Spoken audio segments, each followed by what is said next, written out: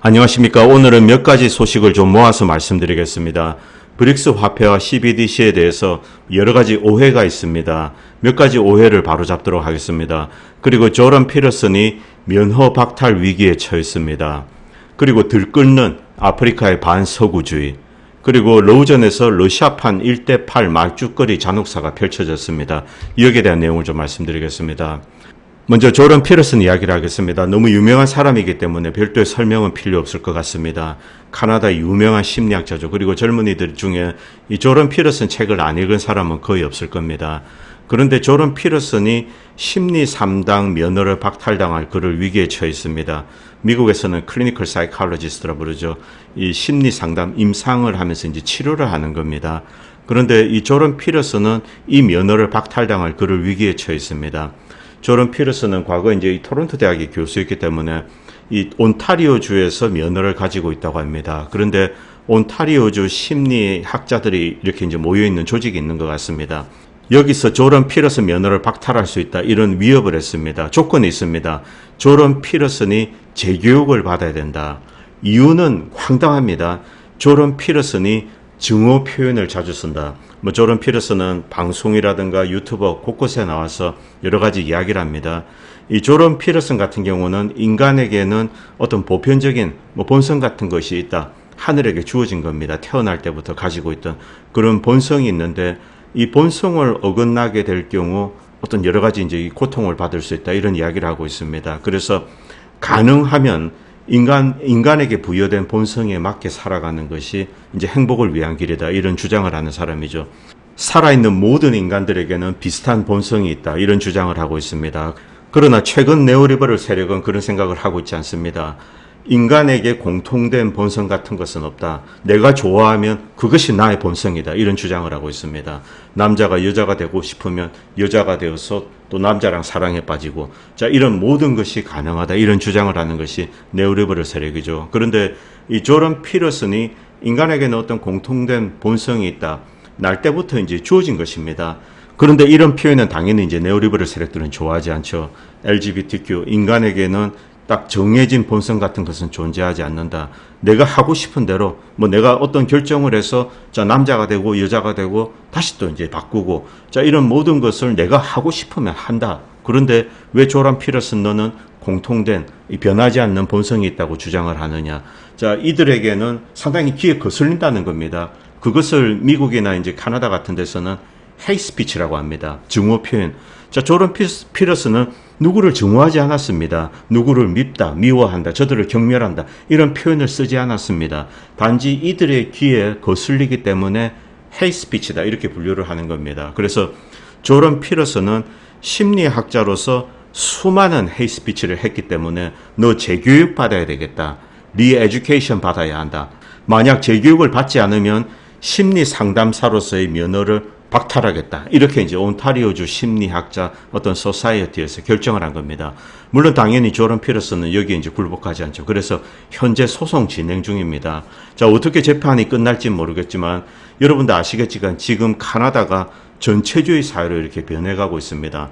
카나다란 나라가 솔직히 저는 국가인지 그것도 잘 모르겠습니다. 그런데 기괴한 어떤 월드 이코노믹 포럼이 만든 가공한 인조 국가, 유사 국가의 형태로 이제 변해가고 있습니다. 자, 이 소송이 어떻게 진행되는지 여러분도 관심을 갖고 지켜보시기 바랍니다. 현재 이 조던 피터슨의 면허 박탈 위기에 대해서 여러분들이 구글을 찾으시면은 찾기 힘들 겁니다. 주류 리버럴 세력이 은밀하게 조던 피터슨을 사회적으로 매장하려고 하고 있습니다. 그리고 오늘 어떤 분이 메일을 보내주셨습니다. 이 브릭스 공통화폐에 대해서 이런저런 이야기가 있는데 어떻게 생각하시는가. 그래서 이제 어떤 방송을 이렇게 유첨해서 보내주셨는데 제가 그것을 잠깐 봤습니다. 그 방송의 내용은 더 케이시의 인터뷰입니다. 이 더 케이시는 이 애비가 시카고에서 부동산 재벌입니다. 그리고 아버지한테 물려받은 재산을 투자한답시고 신나게 말아먹었죠. 현재는 금융 전문가로서 이렇게 이제 프리랜서로 활동하고 있습니다. 이 인터내셔널 맨이라는 어떤 사이트를 운영을 하면서 강연도 하고 또 방송에도 출연하고 하는데 이 더 케이시는 제대로 돈을 번 적이 없습니다. 대체로 이제 아버지가 아직도 이제 엄청난 자산을 가지고 있고 또 형제들도 거부들입니다. 이 부동산 재벌인데 시카고 쪽이에요. 그래서 이제 이 재산을 물려받아서 투자하다가 좀 말아먹고 고객 돈도 말아먹고 뭐 그러고 있는 것으로 알고 있습니다. 그런데 더 케이시가 이제 브릭스 화폐에 대해서 좀 비난을 했습니다. 그런데 제가 봤을 때 이성적인 비난이 아닙니다. 그런데 일반적으로 이 브릭스 공통화폐와 그리고 CBDC 관련해서 여러 가지 오해가 퍼져 있습니다. 그리고 법정 화폐에 대한 오해도 마찬가지입니다. 그래서 오늘은 여기에 대해서 좀 말씀드리겠습니다. 제가 특별한 주장을 하는 것은 아니고 어느 정도 이 내용을 아시는 분들은 다 알고 있는 상식 같은 겁니다. 그런데 CBDC와 브릭스 화폐의 어떤 한계에 대해서 분명히 알 필요가 있습니다. 그래서 이 한계를 알면은 다른 이야기가 들어왔을 때 오해를 피할 수가 있는 거죠. 이 더케시 같은 경우 인터뷰에서 이제 이런 이야기를 했습니다. 야, 브릭스 화폐 어떻게 믿냐? 브릭스 화폐에 지금 가담한 세력들 전부 범죄 국가들 아니냐? 즉, 뭐 중국이나 러시아, 브라질, 뭐 사우디아라비아 이런 나라들을 범죄 국가로 분류했습니다. 그런 나라들을 어떻게 믿냐? 지금까지 인류 역사에서 가장 큰 금융 범죄는 서구가 저질렀습니다. 대표적인 게 러시아 외환보유고 몰수입니다. 그리고 베네수엘라의 금을, 런던에 보관되어 있는 금을 약탈한 사건, 쿠바, 이란 말할 것도 없습니다. 북한도 마찬가지죠. 이 미국이 이 세계 글로벌 뱅킹 시스템을 통제하고 난 다음에 마음에 들지 않는 국가의 국가 자산을 이렇게 이제 몰수를 해버리는 겁니다. 과거 1600년대로 돌아가겠습니다. 1600년대부터 20세기 초까지 이런 룰이 있습니다. 뭐 당연히 그때 당시 이제 세계 중심은 유럽이죠. 그리고 현대적인 의미에서 뱅킹 시스템이 유럽에서 이제 만들어지기 시작했습니다. 적국의 자산이라도 어떤 금융 자산입니다. 전쟁을 하고 지금 현재 죽기 살기로 싸우고 있는 한이 있더라도 은행에 보관되어 있는 적의 자산은 건드리지 않는다. 이게 불문율이었습니다. 이 불문율은 무려 400년 동안 지켜졌습니다. 이 룰이 언제 깨졌을까요? 정확하게 은행에 있는 금융자산 아닌데 2차 대전 때 미국이 일본계 주민들, 그러니까 일본계 미국인입니다. 일본계 미국인들이 소유하고 있는 땅이라든가 은행 예금 이런 여러 가지 자산이 있는데 2차 대전 때 일본이 미국을 공격했다는 이유로 이 일본계 미국인들의 자산을 약탈을 했습니다. 그대로 빼앗았습니다. 그리고 일본인들을 모아서 이 오레곤 오지에 이제 수용소를 만들고 거기에 집어넣습니다. 이런 황당한 일을 한 것이 처음입니다. 처음 사례입니다. 그리고 그 이후에 미국이 글로벌 뱅킹 시스템을 이제 장악하고 난 다음에 이렇게 제재를 통해서 적성국가의 자산을 몰수하는 것, 이것을 거의 관례화해 오고 있습니다. 여기에 대해서 이제 다른 국가들이 불만을 가지고 있다가 러시아의 외환 보유금을 몰수하면서 이제 다른 국가들이 더 이상 참을 수 없다. 그래서 브릭스의 어떤 이제 글로벌 뱅킹 시스템을 별도로 만들고 있는 겁니다. 그리고 이 미국의 잠재적인 적성국들 혹은 미국의 현재 적성국들이 일단 이제 이쪽으로 몰리고 있는 거죠. 그런데 미국이나 서구의 적성국이 아닌 국가들 역시 지금 현재 이제 브릭스에 이렇게 발을 담고 있는 겁니다. 자, 이것은 미국과 서구 은행권들이 저지른 범죄 행위 때문에 그렇습니다. 약탈이죠. A라는 나라의 자산을 금이나 달러로 바꾸어서 영국이나 미국에 이제 보관해 두었습니다. 그런데 어떤 사건이 터졌습니다. 그런데 상관도 없는 영국과 미국이 그 자산을 몰수해서 가져가 버린 겁니다. 바로 이것이 브릭스 공통화폐 출현의 동기인 것입니다. 그리고 더케이시는 여러 가지 이제 황당한 이야기를 하는데, 그리고 그 외에 더케이시는 몇 가지 황당한 이야기를 합니다. 자, 금을 A라는 국가가 만약에 보관한다면 그 나라를 어떻게 믿는가?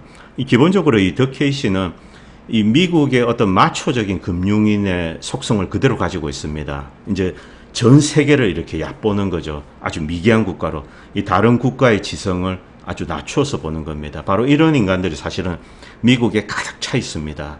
별것도 아닌 인간이 전문가랍시고 다른 나라에 대해서 여러 가지 이제 비하하는 발언을 하는 것, 뭐 이런 것을 미국에서는 small time shit talking, 그러니까 자그마한 이제 똥을 떠들면서 그리고 빅 타임 워너비, 큰 놈이 되고 싶어하는 그런 이중적인 속성을 가진 인물이라고 이제 비난을 합니다. 이 더 케이시 같은 경우가 대표적인 케이스인데, 여러분들이 이 친구의 인터뷰를 보시면 온갖 이제 편견에 가득 찬 쓰레기 같은 이야기를 합니다. small time shit talking이죠.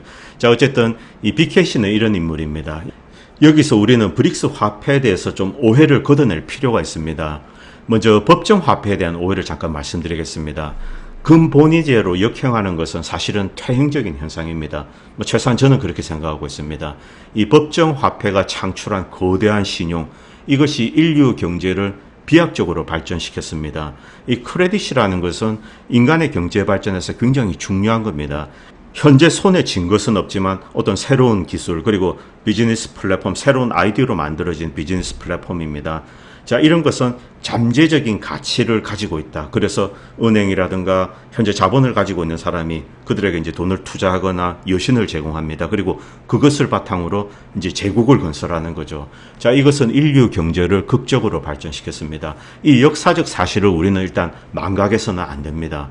그런데 지금 우리가 처하고 있는 문제는 이 각국이 통화 주권을 제대로 관리하지 못해서 이 권리를 남용을 했다는 겁니다. 그것 때문에 우리가 이제 지금 심각한 위기에 처해 있는 겁니다. 역사적으로 각 국가의 황금기를 추적하면 재정 정책과 통화 정책이 이제 균형을 이루고 이제 밸런스 있게 이렇게 딱 갖춰졌을 때입니다. 과거든 현대든 마찬가지입니다. 제국이나 강대국의 몰락은 이 두 정책의 심각한 실수를 저지르면서 시작됩니다. 물론 현재는 이 법정화폐 피아트 시스템이 심각한 위기에 처해 있습니다. 최근 여러 가지 이제 음모론으로 부상하는 법정화폐 시스템의 몰락 시나리오, 이것은 한 십몇 년 전부터 시작되었습니다. 그런데 이것의 출처는 글로벌리스트입니다. 애초 글로벌리스트들이 주권 국가를 무력화하고 글로벌한 과도 지배 체제를 만들기 위한 의도에서 하청 싱크탱크를 통해서 이제 만들어내기 시작했습니다. 그리고 대중에게 퍼뜨리기 시작했습니다. 건전한 재정과 책임 있는 통화량 통제가 가져다주는 이익을 아예 이제 이 담론에서 제거해버린 겁니다. 자, 과거 같으면은 지금 이 시기에 학자들이 모여서 어떻게 하면은 미국의 재정을 건전하게 만들 것인가. 자, 이런 논의를 하고 있을 때입니다. 금리 정책을 어떻게 해서 책임 있는 통화량 통제를 할 수 있을까? 이런 것을 논의해야 될 그럴 시기입니다. 그런데 여러분들이 경제 방송이나 경제 신문을 보면은 이런 담론이 존재하지 않습니다. 있다고 하더라도 아주 구석에 있습니다. 통제 불능의 통화량 팽창과 금리 정책을 피할 수 없는 현상으로 이렇게 이제 대중들에게 주입을 하고 있습니다. 자, 과거와는 전혀 다릅니다. 리만 위기 때만 해도 학자들이 모여서 이렇게 가서는 안 된다. 미국이 망한다. 자, 이제 이 재정 정책을 어떻게 이렇게 해서 이제 건전하게 만들어야 된다. 그리고 통화량을 통제해야 된다. 이런 논의를 할 때입니다. 그런데 지금은 그런 논의 자체가 사라졌습니다. 오히려 법정화폐 몰락 시나리오가 우리 광범위하게 돌고 있습니다. 이것은 제 개인적인 생각이지만 건전한 재정에 대한 이야기가 사라졌다는 것, 이 배후에는 글로벌리스트가 있을 것으로 그렇게 생각하고 있습니다. 자, 그리고 CBDC에 대해서도 이제 몇 가지 오해가 퍼져 있습니다. CBDC는 여전히 피아트 법정화폐입니다. CBDC는 현금 거래 소멸의 이제 핵심 수단입니다. CBDC는 비트코인 같은 디지털 자산이 아닙니다. 법정화폐입니다. 그래서 투기 대상도 아니고 알트코인 같은 신기루의 부의 증식도 존재하지 않습니다. 그래서 CBDC가 나오면은 뭐 매수를 하면은 뭐 가치가 불어나지 않겠냐, 이런 상상은 아예 지워버리셔야 된다는 겁니다. 그래서 어떤 경우에도 CBDC를 투기 대상으로 봐서는 안 된다는 겁니다. 자, CBDC가 왜 우리에게 위험한가? 이 기존의 크레딧 카드와 데비트 카드 사용, 그리고 이제 각종 송금 거래 조회는 법원의 영장이 필요했습니다. 미국도 그렇고 대한민국도 그런 것으로 알고 있습니다. 자, 비자나 마스터카드, 그리고 이제 그 외의 미국 은행들은 이러한 원칙을 철저히 고수했습니다. 그래서 미국 법원의 영장이 없으면은 어떠한 금융 거래도 이제 정부에 제공하지 않았습니다. 사법기관에 제공하지 않았던 거죠. 자, 그런데 땡땡땡 이후로 땡땡 이유입니다. 제가 이제 이야기는 할 수 없습니다. 2020년 경부터 서구 각국에서 이런 원칙이 무너졌습니다. 가장 먼저 이 원칙이 무너진 나라가 바로 카나다입니다. 정부는 공공이익을 위한다는 이유로 법원을 우회하여 금융기관에 직접 압력을 넣고 자국민의 금융 거래 내역을 조회를 했습니다. 그리고 무슨 정책에 이제 따르지 않는 사람들을, 특히 카나다에서는 트러크 시위가 있었습니다. 그들의 계좌를 동결하거나 심지어 폐쇄하는 경우도 있었다고 합니다. 그런데 이 임의적인 계좌 폐쇄와 동결이 지금 서유럽에서도 발생하고 있습니다.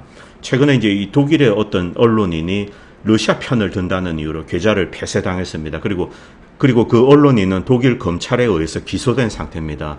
영국에서도 똑같은 일이 있습니다. 자, 법원의 영장 없이 정부가 다이렉트로 금융기관에 이렇게 압력을 넣고 필요한 것을 가져가고 있습니다. 자, 그런데 CBDC가 도입이 되면은 어떤 일이 벌어질까? 이 금융기관의 협조도 필요 없다는 겁니다. 이 정부, 이제 중앙은행이죠. 이쪽에서는 금융기관에 압력을 넣거나 협조를 구할 필요가 없는 겁니다. 자, A라는 사람이 어디서 어떤 돈을 썼다 이런 것을 바로 추적할 수 있는 거죠. 뭐 몇만 원, 몇십만 원 이런 소액 결제도 조회 가능하다는 겁니다. 여기서 CBDC에 대한 몇 가지 오해를 이제 지워버려야 합니다. 첫 번째, CBDC는 디지털 자산이 아닙니다. 투기 대상이 아닙니다. 그래서 돈을 벌기 위해서 CBDC를 산다. 이것은 바보 같은 일입니다. 이 원화를 사는 것과 똑같은 일이죠. 그리고 CBDC는 여전히 법정화폐입니다. 각국 중앙은행의 이 통화 정책에 의해서 이제 결정이 되는 겁니다. 그리고 브릭스 공통화폐, 앞에 더 케이시 인터뷰에도 여러 가지 이제 브릭스 화폐에 대해서 오해가 있습니다. 이 브릭스 화폐에 대해서 오해를 몇 가지 이제 지워버려야 합니다. 첫 번째, 이 브릭스 공통화폐는 새로운 국가적인 연합이 발행하고 책임지는 법정화폐가 아닙니다. 유로화가 그렇죠. 자, 유럽에는 이제 여러 국가들이 있습니다. 그런데 그들은 통화 주권을 이렇게 이제 유럽 중앙은행에 맡겼습니다. 맡긴 다음에 유럽 중앙은행이 유로화를 발행을 하는 겁니다. 자, 국가 연합으로서 어쨌든 법정 화폐입니다. 그런데 브릭스 공통화폐는 국가 연합 이 법정 화폐가 아닙니다. 브릭스화 출현 이후에도 각국의 법정 화폐는 존속하고 각국의 개별 통화 정책 권한도 그대로 유지됩니다. 중국은 위안화를 그대로 이제 발행할 거고 러시아는 루블화를 발행할 겁니다. 브릭스 공통화폐는 이들 국가의 개별 통화 주권을 침해하지 않습니다. 그리고 브릭스 통화량을 조절하는 중앙은행은 존재하지 않습니다. 엄격한 룰에 의해서 브릭스 통화를 발행은 합니다. 그런데 통화 정책이랍시고 이 정도의 브릭스 통화를 풀겠다 이런 식으로 하지 않는다는 거죠. 단순히 브릭스 통화 발행을 대행하는 기관 정도로 보시면 됩니다. 교역 규모와 교역 물품의 규모 여기에 비례해서 유통량이 점점 더 이제 커지게 될 겁니다. 물론 이것은 발행량을 의미하는 겁니다. 당분간 국가 간 무역에만 사용되고 핵심적인 기능은 결제 수단인 달러와 이 미국 서구의 이제 결제망인 스위프트 이것을 대체하는 겁니다. 현재로서는 이 기능 이상은 가지고 있지 않습니다. 당분간 국제무역에서 미국의 제재망을 무력화시키는 것 이것이 핵심 기능입니다. 자, 이 브릭스 화폐를 일종의 교환권으로도 볼 수 있습니다. 물론 이 브릭스 화폐는 골드 베이스라든가 금, 은 그리고 이제 다른 기타 희귀 자산에 의해서 이제 이렇게 서포트 될 겁니다. 일단 브릭스 공통화폐는 브릭스 전용 국가 간 결제망을 통해서 이제 물품 교역에 이용될 겁니다. 핵심적인 기능은 국제무역에서 미국의 제재를 무력화시키는 겁니다. 그리고 비트코인 같은 독립적인 디지털 자산이 아닙니다. 그래서 브릭스 공통화폐도 역시 투기 대상이 아닙니다. 알트코인 같은 신기루 같은 부의 증식도 없습니다. 가치 변동은 자원에 연동될 것입니다. 뭐 금이든 금 위에 이제 기타 자산이든 어떤 이제 풀을 하겠죠. 그것에 연동해서 이제 움직일 겁니다. 그리고 당분간 서구 외환 거래소나 파생 상품 시장에서 브릭스 화폐는 거래되지 않을 겁니다. 교육 대상 국가의 협의와 담보물에 따라서 발행이 되고 또 교육 후에는 어느 이제 은행 같은 것이 있을 겁니다. 거기에 디파짓 되는 겁니다. 그리고 현재로서는 골드 베이스드가 아니라 금, 은을 포함한 주요 자원 베이스드입니다. 자원의 풀이라고 부르겠습니다. 브릭스 공통화폐 담보물은 분산 보관됩니다. 앞에 더 케이시 인터뷰 보면은 뭐 금을 중국에 보관할 것인가, 뭐 러시아에 보관할 것인가, 그 나라를 어떻게 믿느냐 이런 식으로 이제 비하하는 표현을 썼는데 이 브릭스 공통화폐물은 여러 곳에 이제 분산될 것입니다. 그리고 선박에 선적된 화물도 포함됩니다. 여기서 가장 큰 이슈는 해상 수송망 보호와 그리고 보험입니다. 미국과 영국이 글로벌 무역을 장악하고 그리고 이제 글로벌 뱅킹 시스템을 장악했던 결정적인 이유는 해군력 때문입니다. 과거 영국의 해군력 그리고 현재는 미국의 해군력 여기에 미국 연합군의 해군력이 있습니다. 자, 이것으로 바다를 장악하고 미국은 힘을 투사해서 해상 수송망을 보호할 수가 있는 겁니다. 그리고 영국 등 서구의 보험이 이들을 이제 또 서포트하고 있습니다. 과연 중국과 러시아가 이것을 할 수 있을까? 현재로서는 힘들다고 볼 수 있습니다. 그러나 그럼에도 불구하고 일단 브릭스 시스템에 들어온 국가들의 교역은 커버하는 데는 현재로서는 충분한 것 같습니다. 그리고 여기에 이란이라든가 다른 국가들이 해군력을 보태서 이제 함께 해군 훈련을 하고 이러고 있습니다. 만약 미국이 이 시스템을 망가뜨리기로 작정을 했다. 그 경우 미친 짓도 할 수가 있는 겁니다. 그냥 이 브릭스 화폐를 이용해서 어떤 무역이 진행되고 있습니다. 거기에 구축함을 보내서 아예 이제 이 화물선을 뺏어버리는 겁니다. 이런 식으로 브릭스의 어떤 이제 교역 시스템을 망가뜨릴 수는 있습니다. 그런데 이것은 전쟁을 의미합니다. 과연 미국이 그런 극단적인 일을 할까? 여기에 대한 답은 쉽지 않습니다. 일단 이것은 미루고 그리고 중국, 러시아, 이란, 인도 이런 국가들은 이제 해상 훈련을 공통으로 자주 하고 있습니다. 여기 이제 아프리카 선박도 조인하고 있습니다. 가장 중요한 이유는 브릭스 화폐로 어떤 결제되는 무역이 있습니다. 무역 거래. 그때 이제 화물이 운송이 될 겁니다. 이것을 어떻게 이제 프로텍트 할 것인가. 그런데 여기에 게임 체인저가 있습니다. 자, 이 러시아군과 중국군이 가지고 있는 해군에 있어서 게임 체인저. 바로 지르콘 미사일입니다. 중국이 지르콘 미사일에 버금가는 그런 이 극초음속 이 대한 미사일을 가지고 있는지는 모르겠습니다. 만약 러시아가 이 중국에 지르콘 테크놀로지를 제공한다면은 중국과 러시아는 대량으로 이제 지르콘 미사일을 생산을 할 수가 있습니다. 이것은 미국 함대 치명적인 위협이 됩니다. 자, 이들은 이 지르콘 미사일을 바탕으로 뭐 일종의 게임 체인저라고도 부를 수 있습니다. 이것을 바탕으로 해군 수송로를 보호할 가능성이 대단히 높습니다. 자, 그리고 여러 가지 의문이 남아 있습니다. 제가 이 브릭스 화폐가 이거다 저거다 아직까지 이제 말씀드릴 수 없는 이유는 아직까지 뭔지 발표가 되지 않았습니다. 그리고 제 생각과 조금 다를 수는 있습니다. 그런데 지금까지 흘러나온 정보로서는 대체로 이제 이런 것 같습니다. 그래서 이제 제가 이렇게 오늘 쓴 겁니다. 그런데 여러 가지 의문이 남아 있습니다. 첫 번째는 민간 무역에 사용되기 위해서 각국 법정 화폐와 브릭스 화폐의 교환 비율입니다. 자, 중국에 민간 회사가 있습니다. 이 브릭스 화폐를 사서 이제 해외와 무역을 할 때, 자, 이 경우는 브릭스 화폐가 민간 영역으로 확대가 되는 겁니다. 이때 교환 비율 결정 방법, 물론 시장이 결정하겠지만 어떤 방식으로 할 것인가, 이것은 첫 번째 의문입니다. 그리고 두 번째 의문은 디파짓된 브릭스화, 이제 브릭스화가 점점 더 이제 늘어납니다. 그래서 내가 브릭스화를 이만큼 가지고 있습니다. 이것이 언제쯤에 서구 외환 시장에 거래가 될 것인가, 그리고 서구 크레딧 시스템에도 이용이 될 것인가. 경제 발전을 하기 위해서는 신용이 필요합니다. 그리고 브릭스화든 무엇이든 이런 자산들이 서구에서 인정을 받고 서구 금융기관에서 신용을 창출해서 그 신용으로 뭐 달러를 빌려오든 유로를 빌려오든 그 자금을 빌려오고 또 투자를 할 수가 있는 겁니다. 자, 이것이 두 번째 문제입니다. 그런데 이 두 가지 과제는 시간이 필요합니다. 이 두 가지 문제가 풀리면 브릭스 화폐는 국제적인 유통과 민간 부문으로의 확장이 본격화될 겁니다. 자, 그런데 여기서 이제 중요한 점 한 가지를 기억하셔야 됩니다. 원래 근본이 국제 공통화폐 띠오리는 퇴행적인 겁니다. 이것은 글로벌리스트가 법정화폐 시스템의 파산을 유도하고 미국과 서유럽 국가들마저 노예화하기 위해서 고안한 띠오리입니다. 일종의 음모론으로만 존재해왔던 거죠. 분명히 이 근본이 국제공통화폐는 퇴행적인 겁니다. 자, 이 글로벌리스트는 각국의 법정화폐 시스템을 아예 이제 망가뜨리는 겁니다. 뭐 돈을 미친 듯이 찍어내서 하이퍼 인플레이션을 유도를 하고, 그리고 각국의 재정 상태를 엉망으로 만들어버리는 겁니다. 그리고 각국을 빚더미에 앉히는 거죠. 자, 각국은 흑자고들은 이제 파산 상태에 들어갑니다. 자, 이때 누가 주인이 되겠습니까? 실물 자산, 금융망, 자원, 서플라이 체인을 장악한 서구 지배 엘리트가 미국을 포함한 각국 정부를 완전히 이제 무너뜨리는 겁니다. 법정화폐 시스템을 대체하는 거죠. 자, 이런 음모론에서 탄생한 것이 원래 근본이 국제공통화폐 띠오리입니다. 음모론으로만 존재했는데 과연 음모에 멈출 것인가? 솔직히 불안합니다. 자, 방송이 길어져서 1부는 여기까지 하고 2부에서 연결해서 말씀드리도록 하겠습니다. 감사합니다.